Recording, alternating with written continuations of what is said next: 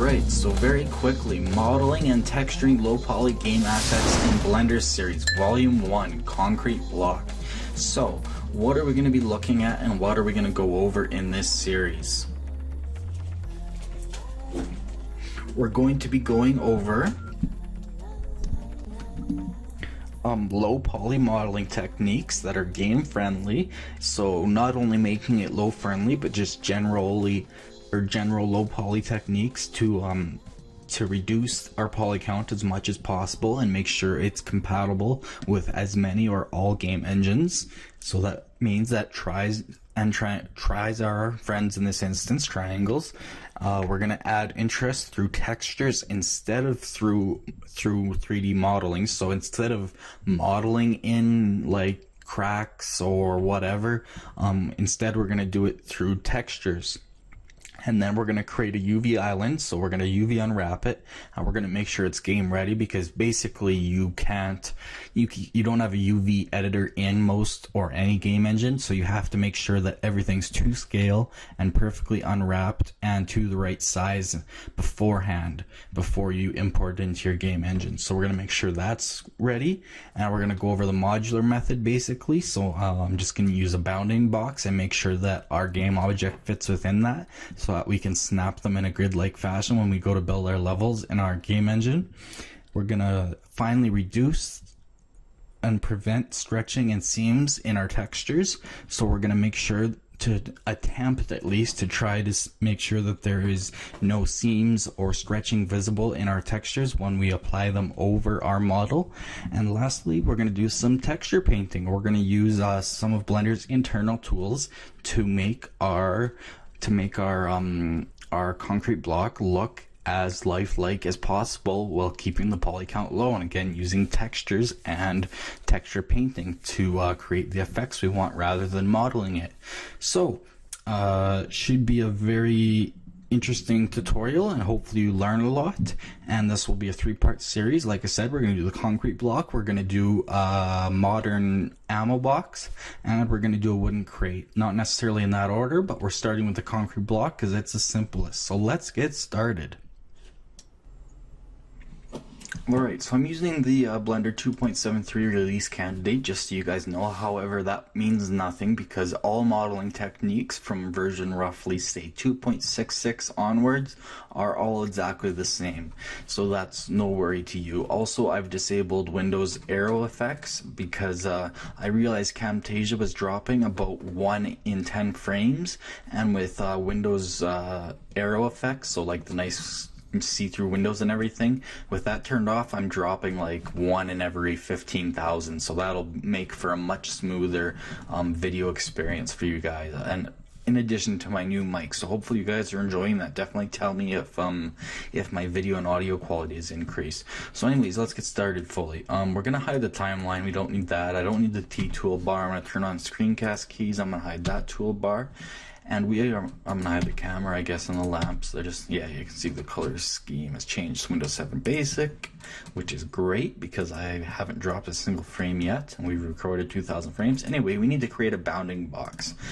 Bounding box, as I described to you in the beginning about the modular level design. So basically, everything you design for your game has to fit within a size that you decide, and my size that I decide on my games is 1 Blender unit cube. So this object is going to be 1 Blender unit cube tall by 2 wide. So all I'm going to do, I'm just going to grab it along the Z1 unit just to put it on the grid floor, and then I'm going to scale it along the X, and I've got increment snapping on, so hold down Control to enable that. So I'm just going to scale along the X and hold down Control till I get up to 2. So it's now 2 times bigger. So on the grid floor that'd be 4 and then 2 high, but it's actually 2 Blender units long by 1 Blender unit high. Sorry, so that's 4 Blender units long and 2 Blender units high. So that's what our concrete barrier is going to be sized to. And like I said, my game modular level bits are 1 Blender cube unit, so 2 Blender units by 2 Blender units. Anyway, enough of that. So we need to create a bounding box. How do we do that? Because when we're in wireframe, that's great. We can see our model inside of it, but if we go to solid, the faces get in the way. So to change that, just go to the object panel and change maximum draw type to wire. And now no matter what mode we're in, solid, texture, whatever, wireframe, it'll always be just the wire view. So that's exactly what we want. So now let's create a new cube. And this is going to be our actual concrete barrier, so I'm just going to call it concrete block. So let's grab it along the Z and put it right back on the floor, and let's scale it along the X the exact same amount. Because like I said, this is going to be the bounds of our object, and this can be the size of it. So let's get started. So let's tab into edit mode. So I'm going to start from the right hand side, and we're going to get the basic shape down. Now, before I get started, just one thing to note: if you were to select these two vertices, or these four vertices up here to scale the top, you'd see that I only select two. So what I do by default is I turn off limit selection to visible so that I can see through, and so that I can, well, let me turn off perspective because that's what I work into. That way when I select, you'll see I've selected all four. That's how I model. If you prefer to go into wireframe to select all four, that'll work too. Just something to be aware of. I'm constantly turning this on and off to get the same effect. So anyways, I'm going to box select these four vertices up here. I'm going to scale along the Y to 0.3. So hold down control, 0.3 along the Y. Then we're going to add in a loop cut. Oops. Sorry, we're going to add in a loop cut, and we're going to drag it all the way to the bottom, so -1, and then we're going to click, and then we're going to grab along the Z, hold down control, and we're going to go 0.3, and that will create the base of our object. And then we're going to create one more loop cut about 3/4 of the way down, so I'm going to go to about 0.4, and we're going to scale it in. So approximately 0.7 or 8.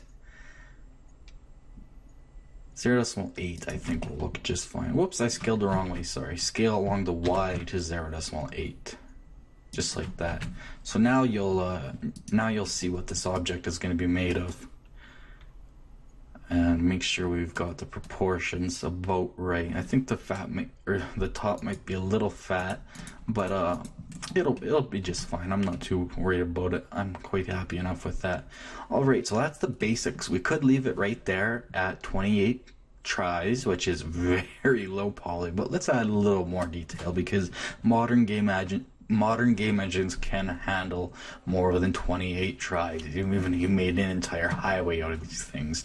So let's add a few more details. Let's bevel all the edges. However, if we just selected all the edges, I'm going to go into edge select mode now, and went Control B to bevel. You'll see that it creates 108 tries. So that quadruples our try count already, so we don't want to do that. We only want to bevel certain edges. So I want to bevel this entire loop of edges right here, so I'm holding down shift and right clicking to select multiple ones. I don't want to bevel the bottom one, so I'm going to select this whole loop here, and then I'm going to go Control B to bevel, and we need to choose a value that we want. You can see it stays within the bounding box, which is nice. So I found 0.01 was a good value to remember, or easy to remember, and looks good. So 0.1 or 0.2, your preference. Actually, maybe I'll go 0.2 this time. That looks a little bit better. Yeah, we'll do that for interest. And then we're going to select the other edge. This is about the third time I've recorded this, and I've practiced it quite a few times. So we're going to select that other side's edge, and we're going to go Control B, and we're going to do the same thing, 0.02.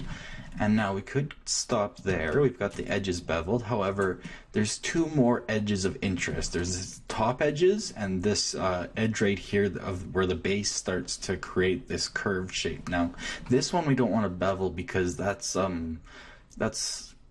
hard to describe, but it's not an edge that you would normally bevel. However, this one right here, where it definitely turns into a sharp angle immediately, and the top edges we definitely want to bevel. So let's grab all four of those, And then again, we'll just Control B to bevel 0.02. So that creates nice little bevels for us.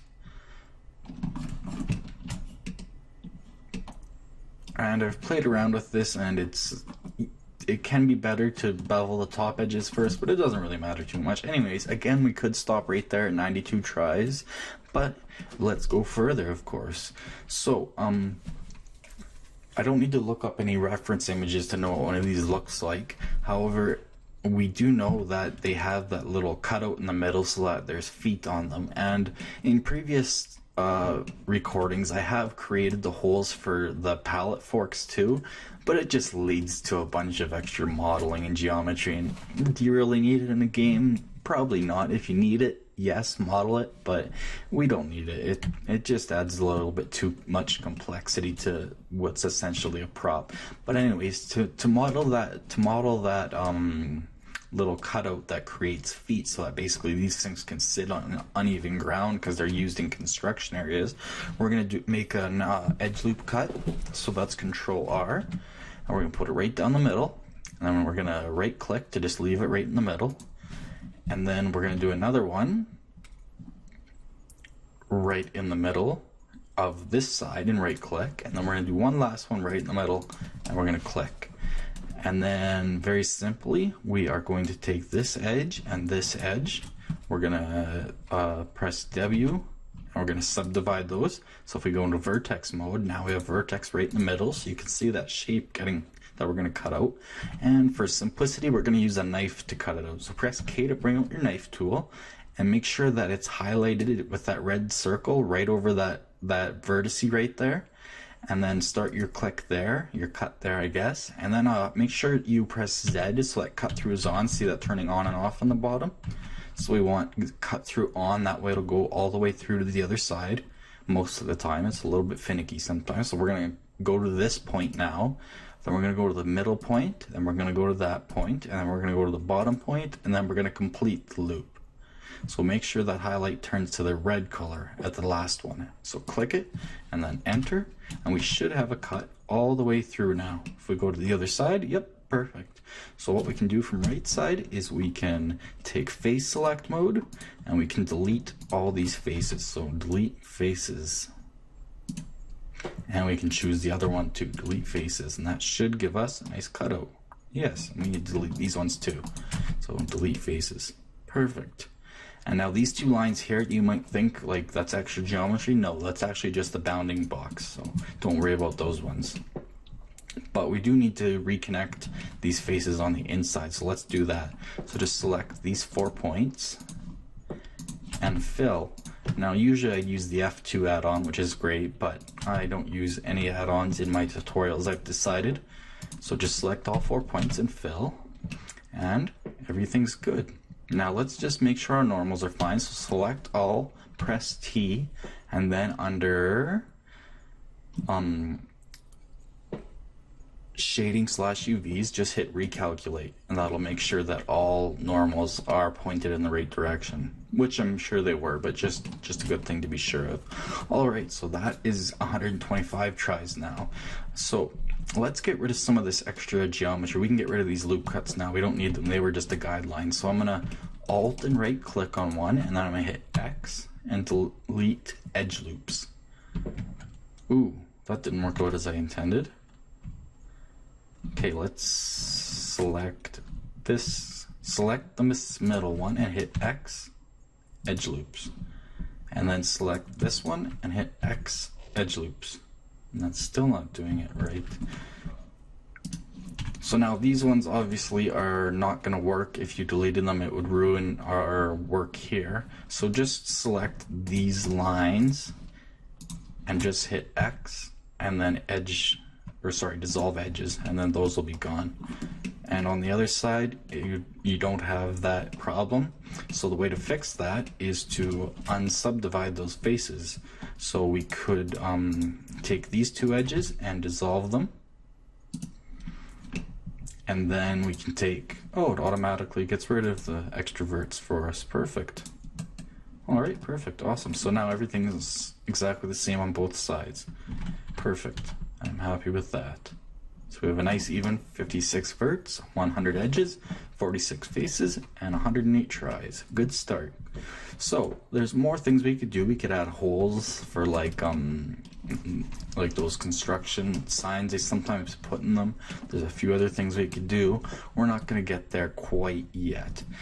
But one thing we are going to model, since I've decided to skip on the pallet forks, is this is basically the stock form. We could save it out right now, and I'd be extremely happy with it. This would be a perfect concrete block shape, and I'd be happy with it.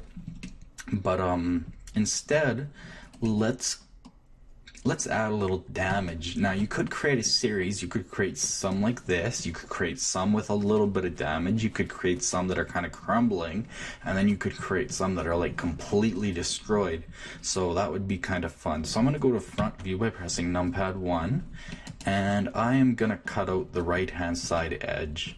So I'm just going to hide the bounding box for now so that I'm not confused by it. And I'm going to add in some new loop cuts. I need to zoom out for this, I guess. I'm going to go full screen. So let's just control and up and down for full screen, or shift space, your choice. So I'm just going to work in full screen whenever possible. So I'm going to add a new loop cut, and I'm going to go hold down control, and I'm going to go to negative 0.8, I guess. And I'm going to add a new loop cut in the top, right down the middle. And I'm going to add one on this side, right down the middle. Now, because of our bevel, it doesn't connect that loop cut that way. Oh, sorry, and we need one more on this face, right across, and then hold down control, and go to 0.4, I believe. 0.4? No, sorry, 0.5.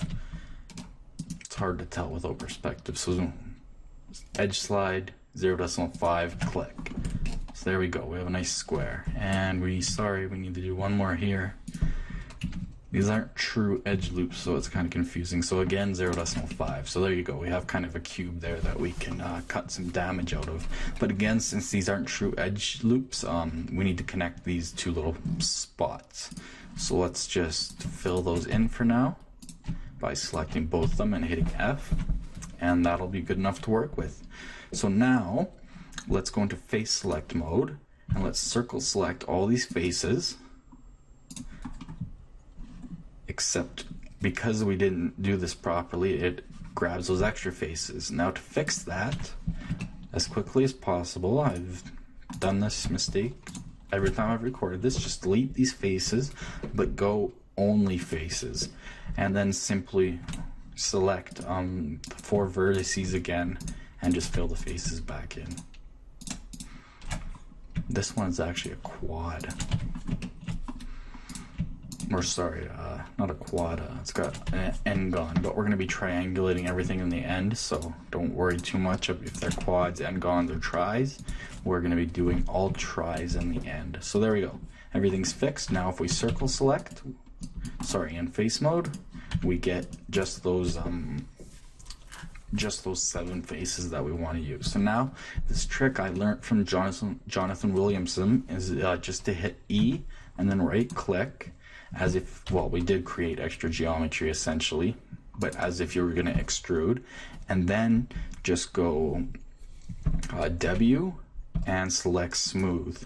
So you'll see that kind of, you could call it almost a bevel, but now just open up the F6, so the operators panel, and you could play with the smoothing options, but I like to keep it either stock or all the way up, and then repeat, however, turn all the way up.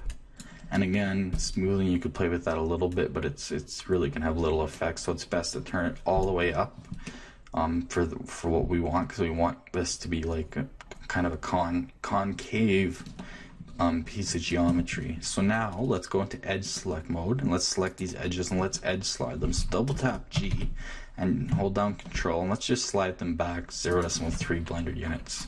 So select the other one, GG, control, slide it, whoa, 0.1, 2, 3. Okay, apparently not that far for that one. For this one, let's just slide it back 0.1, and for this one, let's do 0.2, how about?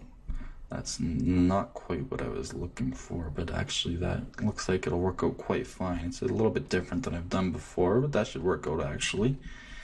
So now you can see that this stuff's still sticking out, so we need to basically grab those faces. I'm going to go into vertex select mode. Just get kind of an angle that you can see on. I'm going to turn off limit selection to visible so I can see through and kind of line this up. And then select, not as much as you can, but just kind of select in there, and you just grab them in. So we want this to be concave, so somewhere roughly around there. Just keep doing that until everything's kind of pushed in. There's really no precision here, it's just kind of a guessing game. So something like that. You can see that it's, we can play with it a little bit more, try to get it perfect as possible, but it doesn't really matter because we're going to be using texturing to make this look like it's crumbled. We're not going to be using geometry. However, we are going to reduce the geometry here. So we can, let's see, what can we collapse? We can collapse these three. So we can go Alt M. We're going to merge at center. Same with these three, we can merge at center. Same with these three, I believe. We can merge those at center. So we're left with some quads with one try in the middle. We can collapse that try actually, I believe. So we can just Alt M, collapse. And that gives us just a single vert there. And we have this extra vert sitting here, so we can just dissolve that. And that's about it. We could grab this one last vertex and we could drag it back in a little bit. But again, we're not gonna really worry about geometry too much. We're gonna use the texture to make it look like it's crumbled away. So I'm happy with that. That's a good shape. I'm gonna knock back out of limit selection to visible mode.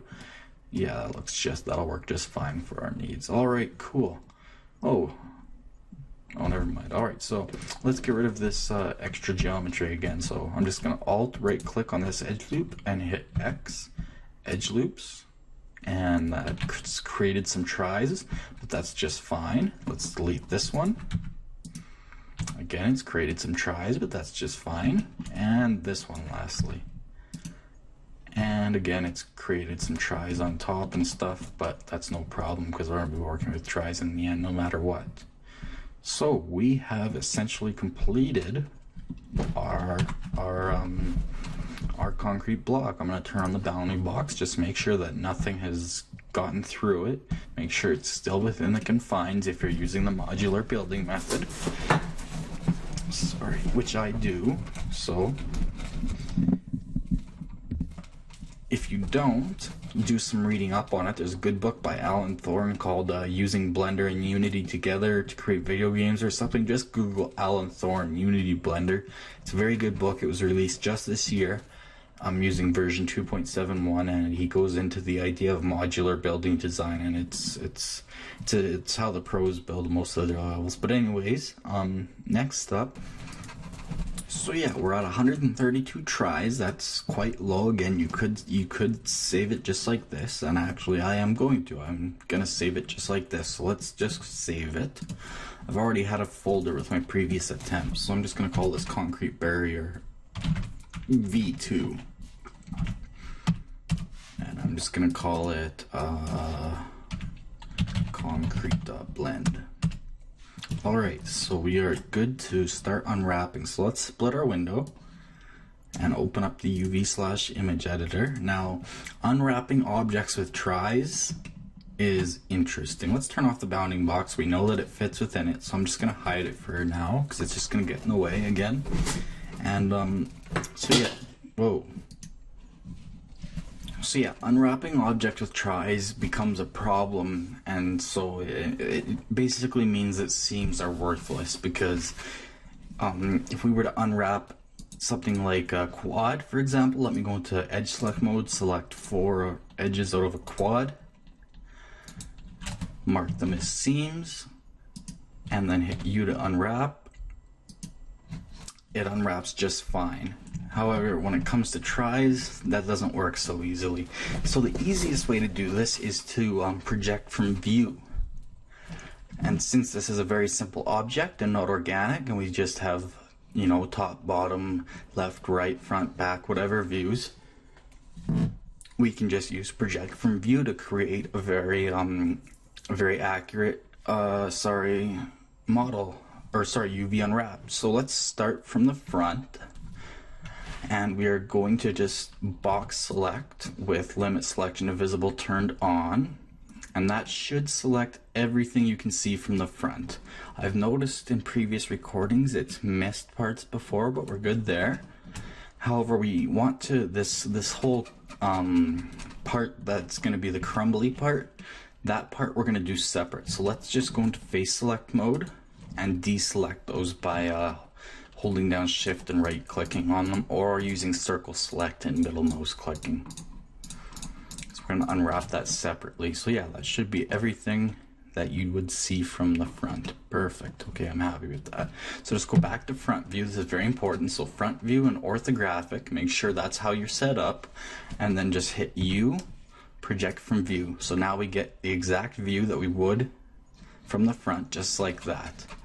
So I'm just going to move it out of the way for now. I'm going to put the front on, and I'm going to put the front side, sorry, the front, right, and top on the top, and then I'm going to put the back, bottom, and left on the bottom. Just it's something that I've started to remember over time, and it keeps things organized. But you can always just select a face, and you'll know where it is if you ever do get turned around. Sorry, I shouldn't have done that. So now that we've got all these unwrapped in the front, my desk is very squeaky today. Weird. Maybe it's that. Yeah. All right. Anyway, sorry. So now that we've unwrapped this front face, let's hide these faces so that they don't get accidentally re-unwrapped, since we're using project from view. So just with your mouse in the 3D viewport, just hit H to hide them, and now we know what we're left with. So now let's do the back. So just Control 1. So again, let's box select, and it should select everything in the back. Again, I've noticed a few times that, yeah, it misses things like that triangle. If you go Control 1, you can obviously see the triangle, so just shift right click, because it misses that. But, oh, it missed this one too this time. Odd. And every single time it's different. So just hit U. Again, make sure you're in back. If you're in user, change it back to back, ortho. Just hit U, project from view. And we're going to move this one to the bottom. So with my cursor in this window, I'm just going to press G and move it down there. And then with my cursor back in this window, I'm going to hit H to hide. So now we're left with that. So let's do the right side now. So I'm going to just box select everything again, and it looks good. It looks good. We just again need to deselect the crumbly part. So we're going to shift and right click on those.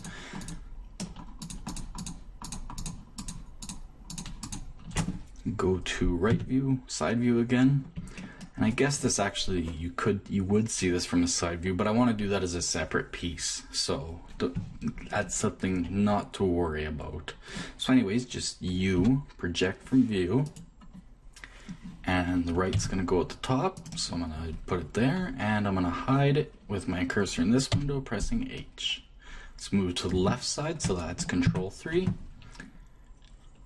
And let's select everything, and we just need to deselect these pieces that it grabs. So I'm just going to circle select and press middle mouse button to deselect those. So we have 5 faces from this side. So go back to left view, Control 3, and U, project from view, and I'm going to grab it to the bottom. And then we can hide that, and now we can do the top. Or no, we'll do the bottom, it'll make it easier. So Control 7 I mean, and box select it again, and we should have no problem with any extra selection this time. Nope, it's good. So just back to bottom, Control 7, and U, project from view. So I'm going to put the bottom on the bottom and the top on the top, I think is what I said. So hide this now. Then we just have the top to do, so select everything. And then just use circle select to deselect these parts. Yep, just like that, perfect. I don't think those ones are flat, nope. So just go back to top view now. So with those 4 faces selected, we're just gonna ooh, excuse me, turkey dinner's still coming up. You project from view. We're gonna put the top way on the top. We're gonna hide those, and then lastly, we're gonna select everything that's left, which should be, I guess, 12 faces, depending on how much you reduced it. And to unwrap this one, we're basically just gonna kind of get like a 45-degree view, so kind of like as if you were looking right at it. And then we're gonna press U, project from view, and then we're just gonna throw it off somewhere, it doesn't really matter. Now we can unhide everything by pressing Alt H, and that'll bring everything back. And one thing I forgot that's very important is setting the origin to the very bottom.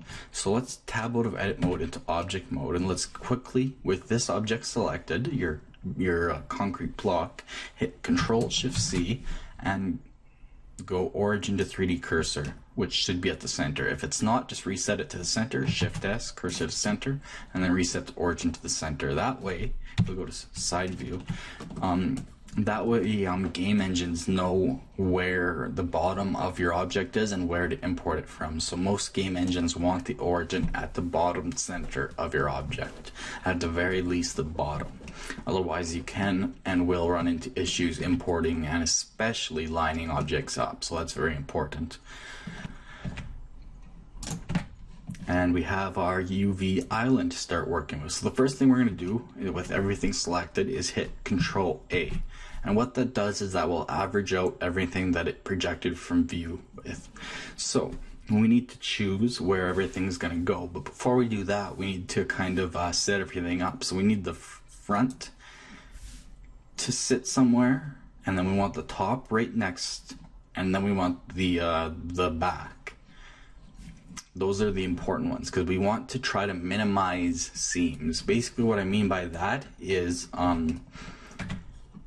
these places right here where it changes from one side to another, we want to minimize, or we want to reduce, minimize, or have absolutely no seams to be viewed. And same on the sides. We want to make it so that you can't view a seam there. So that's the hard part, and that's what we're going to try to attempt to do. So anyways, I'm going to select a single vertex on the front face and go Control L to select it. I'm going to move it onto the island, and I'm going to rotate it 180 degrees. I'm going to flip it upside down. And then we need the top. So I'm going to select one vert from the top. You'll notice, actually I'm going to go on the full screen here. You'll notice we have the same options in the UV image editor. We have vertex, edge, face, and the island selection modes. And we also have increment and vertex snapping, which we'll be using. So anyways, I'm going to go Control L. Now how come my screencast keys don't show up? Maybe I won't go full screen. Maybe I'll just make this smaller. So I'm just going to grab this one. I'm going to rotate it 180 degrees so that it lines up. And we can see that obviously these did not scale to the sizes they should have.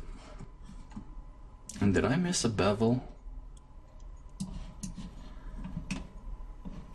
No, I beveled this. Oh, that one's there.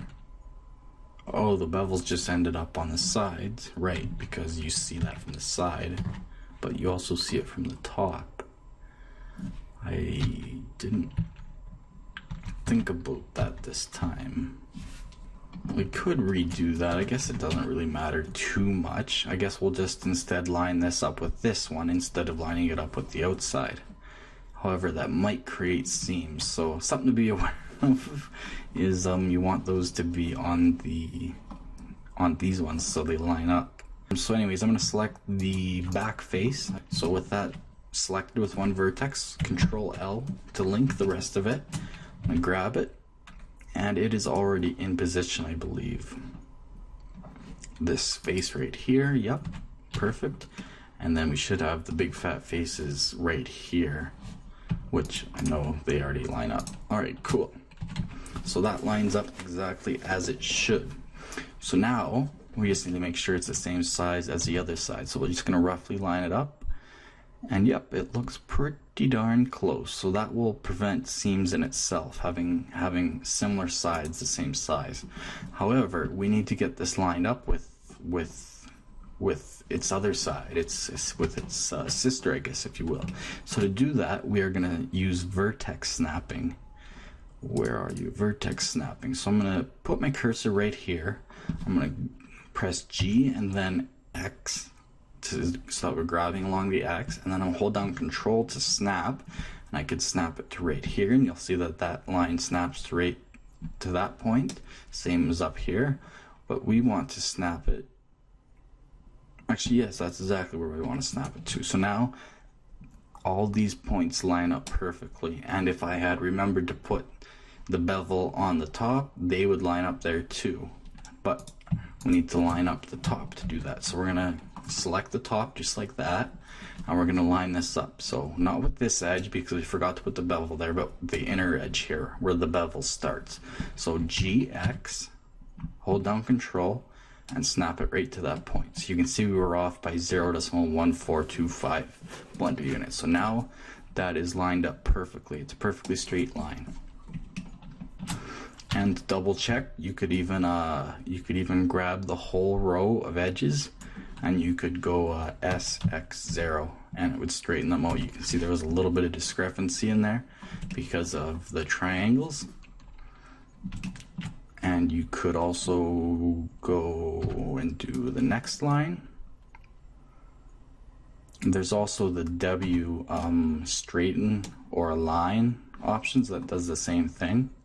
So we go SX0, and nope, that's perfectly straight as it is.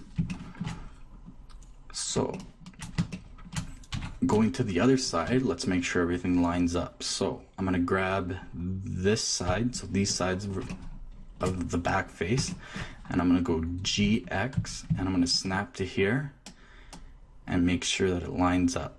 And we see that no, it does not. It's off by 0.0374. So when I averaged the sizes, it wasn't perfect, but we can see now that it's a little hard to see, but we can see now that these are perfectly lined up. You can see it's just one tiny grid square over, and this one's just one tiny little grid square over. So that's lined up perfectly. Just double check this one. Yep, looks good. So again, we could select the whole edges there, the entire edges, I mean, the whole edges. And go SX0 to straighten them out, and select the next row.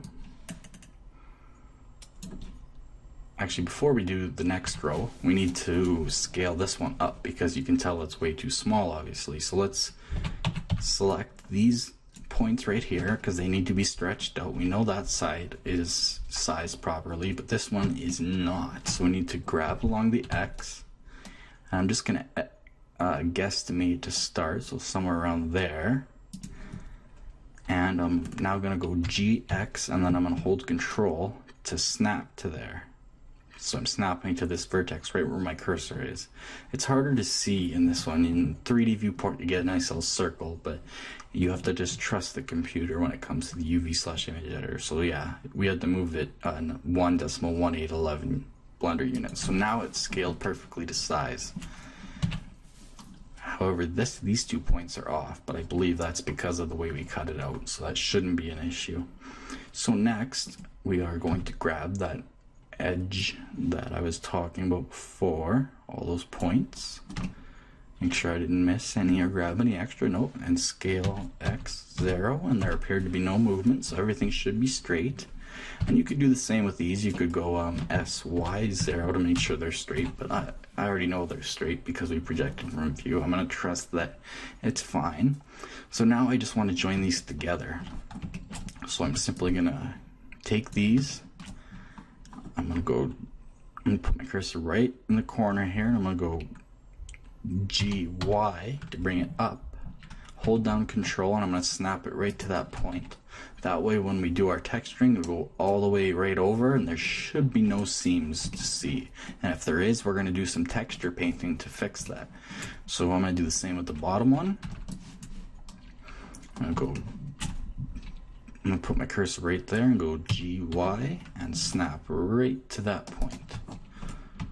So now, if we select the point where they joined, it should be 1 now. So yeah, they're all joined together. So this is kind of the point of no return. It'd be very hard to undo that now. So that basically is the front, the top, and the back all together as one, because that's the most prominent sides. So we're gonna stretch a whole texture over the entire thing, basically. Excuse me, sorry. This chair is very uncomfortable. I need to invest in a new one. So now we need to fit the rest of this onto our UV island. Let me get the 3D cursor over here. The bottom, I'm gonna go Control L to grab it. It's how often do you see the bottoms of concrete blocks in video games? Very rarely, if ever. So it doesn't matter if the texture is stretched a little bit or a lot. So we're gonna make it very small. I'm gonna rotate it 90 degrees, and I'm just gonna roughly fit it in there for now. And same with this one. I'm just gonna throw it in there for now. And now when it comes to the sides, you can do a little bit of trickery and you can rotate them as long as you rotate them the same amount. And you can, when you're UV unwrapping, you want to make the best use of the space you have. But I've found that, yeah, there's the way I've modeled this with the units I've selected, this is about as good as it gets. So, before I did do a test where I pressed new and I saved it with a UV grid, and you could do that and then rearrange stuff to make sure it all lines up. But because I've done this so many times now, I'm confident that these sizes are aligned. So we are perfectly fine the way it is, as long as nothing's overlapping or going outside of it. So I'm happy enough with that. And just for fun, I'm just gonna grab this bottom piece, Control L to grab it all, and I'm gonna go put my cursor right here and go GX, and I'm gonna snap it to this one. And it's not gonna allow me. Great. Doesn't want to play a game. Oh well, that won't matter because they'll be textured separately anyway. So now let's export this UV layout. I'm just gonna save this. Save often, save always. So let's export this UV layout. I'm gonna export it to my UV Unwraps folder. Now I've already done this once, so I'm gonna create a new folder called Barrier 2, and I'm gonna call this concrete uv.png, and you get to decide on the format and the size here.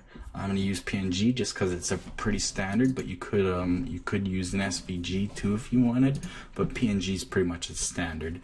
And the size, that depends on your game. If you're going to be using hundreds or thousands of these in your game, maybe you want to bring it down to 512 by 512. If these are like a big part of your game and you want them to be as high quality as possible, maybe bump the size up to 4K or 2K or something like that. In fact, I'm going to bump it up to 2048 by 2048 because we can always scale it down. So anyways, that's good. So just export it and let's open up Photoshop. And you could do the exact same thing in the GIMP, in Corel Painter, in Paint.net, in Paint itself. It would all work the same. And so I'm going to open up that UV layout now. You can see one of my previous attempts here, the one that I recorded last. So we have our UVs here now. So I'm going to create a new layer. Drag it to the bottom. I'm going to fill it with white so that we can see them better. I'm going to call this just background. And I'm going to call this one UVs. And so we're going to do our color map first, the diffuse map first, the textures. So I'm going to open up two textures that I downloaded from cgtextures.com. Let me just see what they're called. Concrete Dirty 0320_2 and Concrete Dirty 0320_3. So they're large textures. However, at cgtextures.com you have to sign up to download, so I can't give them out. But they're these two right here. I like them because they have they kind of look like they're sitting on the ground and they're quite dirty. And this one has these dirty spots at the bottom, which I've been using. So I'm gonna grab this area right in here,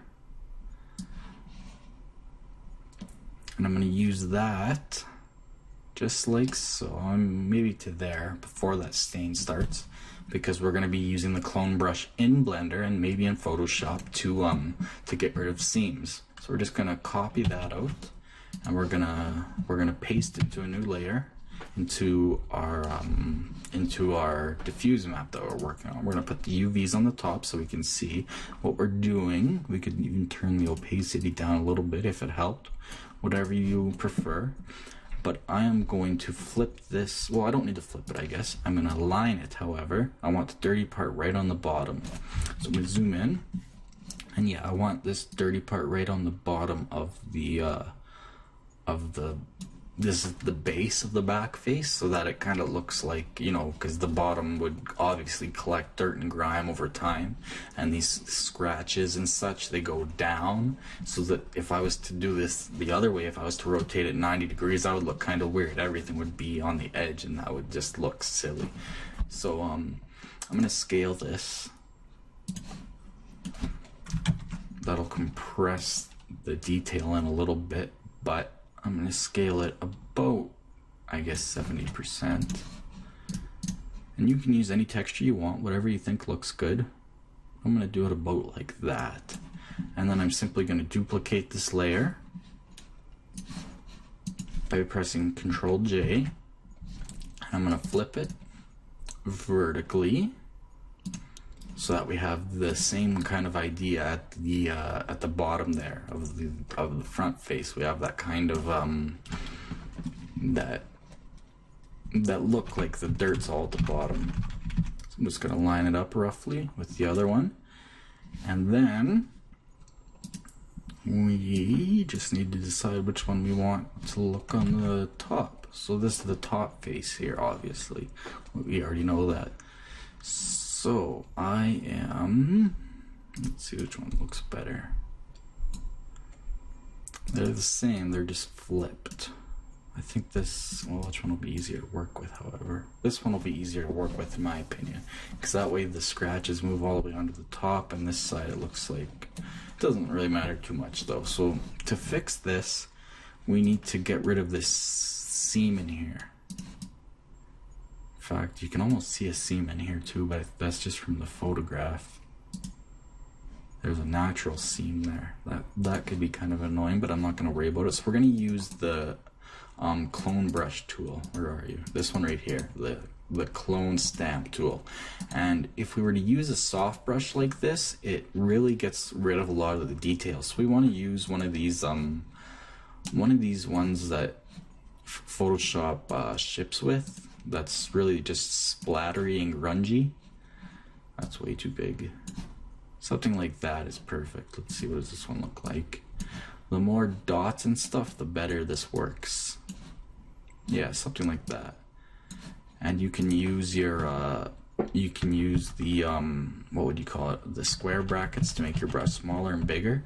And to use the clone brush in Photoshop, you select where you want your clone area to be, your clone source, by holding down Alt and then clicking, and then you paint, and you'll see how it clones that.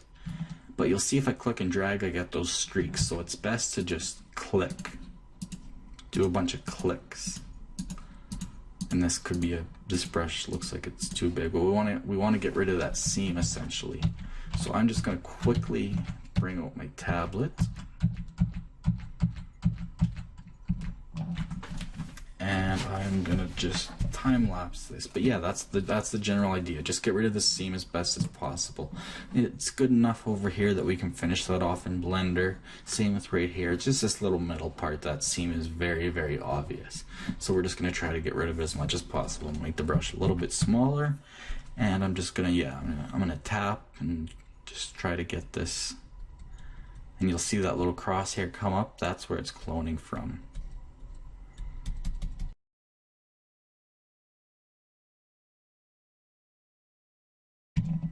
And then maybe you hit Alt and select another spot to give a little bit of variation.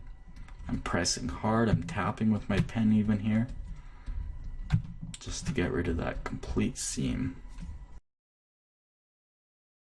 I think that'll work out just well. You can't see the seam at all here, and I even added, this brush even adds a little bit of scratch look, so that's kind of cool. So I'm happy with that for the sides. If we turn the UVs back on, I think that'll look just fine. So let's cut out the extra so that it's not overlapping on our sides.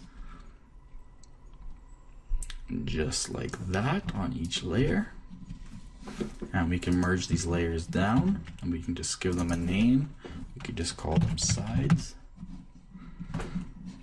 I guess they're not the sides. Yeah, they're the sides. These are the ends. So let's do the ends next. Now we need to select a piece from one of these images. We could select from here to give it the same look, or we could select it from here to get a cleaner look. This is the same series of photos though, so they're generally the same. Last time I selected one from here, but I'm gonna do something different. I'm gonna select from this same image this time. I'm going to select come on, M for marquee, Control D for deselect. There we go. And I'm just going to select something that doesn't have too much of stuff like this, because that's hard to get cloned away. So maybe something around like here would be a good place, and I kind of like that streak right in there.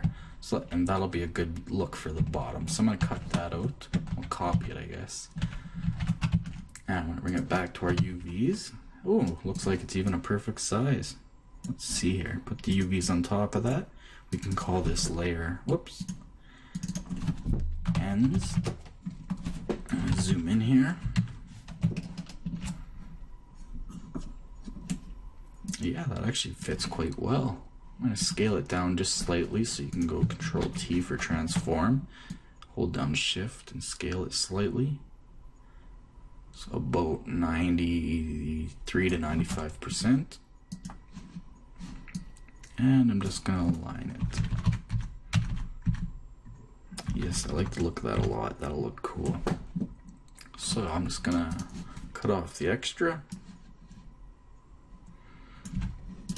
Cut off the extra here that's overlapping, and then I'm going to duplicate this layer. So again, I'm just going to Control J, and I'm going to flip it vertically.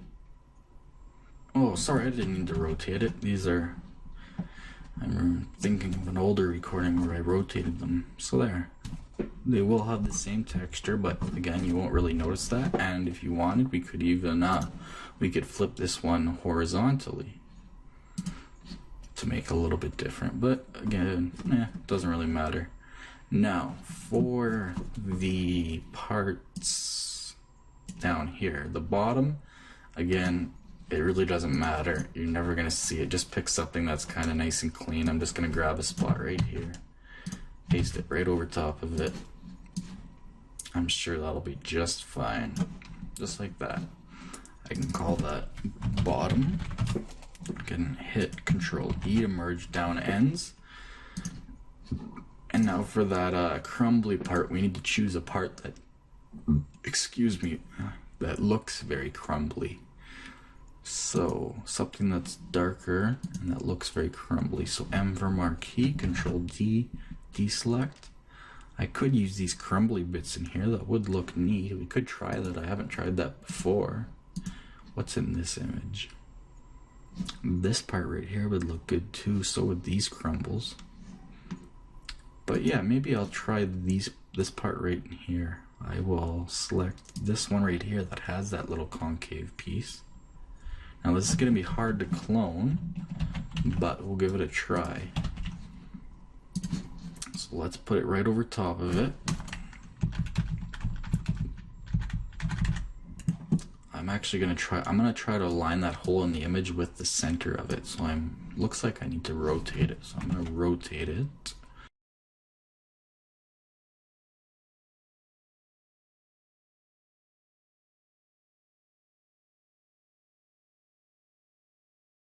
I'm just gonna undo all that. And I'm just gonna scale it up. Make it easy. Just scale it up till it covers it. That should be perfectly fine. So I'll just scale it up a little bit and put that hole right in the center. And that should look pretty cool. And we'll see if we can texture paint that out in Blender. So I'm just gonna call that crumble bit. All right, so I'm gonna hide the UVs. I'm gonna select all these, and I'm gonna press Control G to group them, and we'll call this group Diffuse, because we're gonna use this to generate the other maps. Now we could use something like Crazy Bump or Shader Map to do that, but we're gonna use Photoshop so I can show you how to do it manually. So anyways, that's gonna be our diffuse layer. So I'm gonna export it. So I'm just gonna save as. And it's your choice what format, as long as your game engine and Blender supports it. I'm going to save it as a PNG. So it's going to be concrete_diff.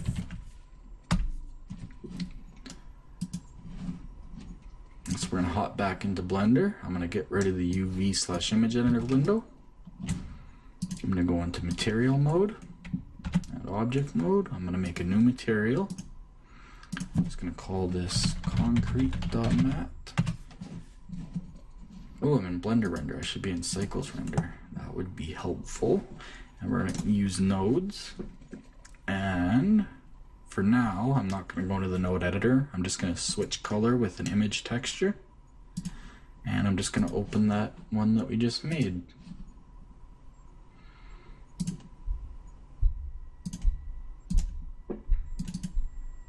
Ooh, 5 megs. The other one wasn't. Oh, right, because they doubled the size compared to this one. So there you go. Everything looks pretty decent, but you can see the seams on the sides.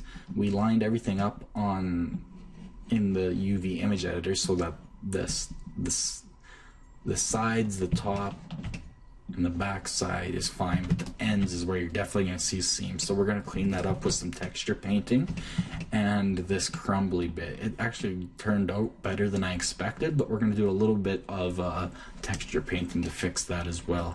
So that is all for this part. Expect the texture painting very quickly. So yeah, I'm going to leave it off right there for now and expect the texture painting part immediately. Thanks for watching.